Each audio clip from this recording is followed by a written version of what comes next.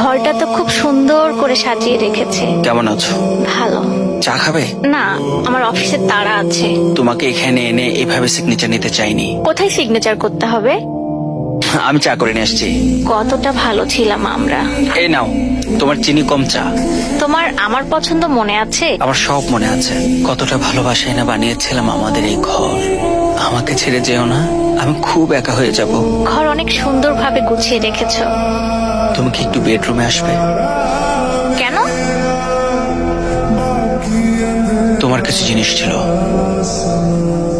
আমি চাই না পরে এসব নিয়ে কোনো ঝামেলা হোক। আমি আমাদের ঘরটাকে খুব মিস করি। আমার সেই ছোট্ট বারান্দা, তোমার কাঁধের উপর মাথা রেখে আমার সেই নিশ্চিন্তের ঘুম, আমি সত্যিই খুব মিস করি। এগুলো নিয়ে যাও। এগুলো তো তোমার বাবার দেওয়া গহনা।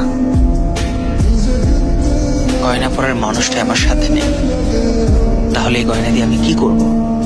কোর্টে তো তোমার উকিল গহনা গহনা বলে চিল্লাল। কোর্টের কথা কোর্টেই থাক, তোমার উকিলে তো কম যায়নি। কেন দিলা তাহলে ডিভোর্স? সিগনেচার তো তুমিও করেছিলে, রাগ করে তুমি চলে গিয়েছিলে। রাগ ভাঙাতে তো তুমিও আসতে পারতে, দোষ তো তোমারও ছিল। তুমি রান্না করেছো? হ্যাঁ, এখন আমি রান্না করলেও তরকারিতে মাঝে মধ্যে মশলা বেশি হয়ে যায়। শুধু শুধু আমি তোমার উপর চিল্লাতাম। তোমার চাকরির পাশাপাশি ঘর সামলানো, এখন আমি বুঝি আমি কতটা ভুল ছিলাম। তুমি কি খেয়াল করেছো আমি শাড়ি পরে এসেছি? আজও তোমাকে শাড়িতে পৃথিবীর সবচেয়ে সুন্দরী নারী লাগে। ঠিক আছে? ঠিক আছে। আমি অনেক চেষ্টা করছি তোমার থেকে বের হয়ে আসতে, পারছি না। তুমি সব সময় বলতে আমি সবার সাথে রেগে কথা বলি, জানো?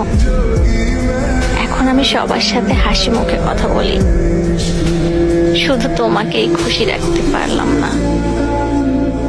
কোথায় সিগনেচার করতে হবে?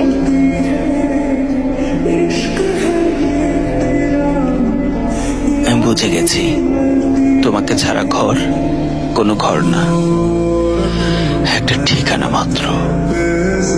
আমি তোমাকে অনেক মিস করি, আমি তোমাকে ফিরে পেতে চাই।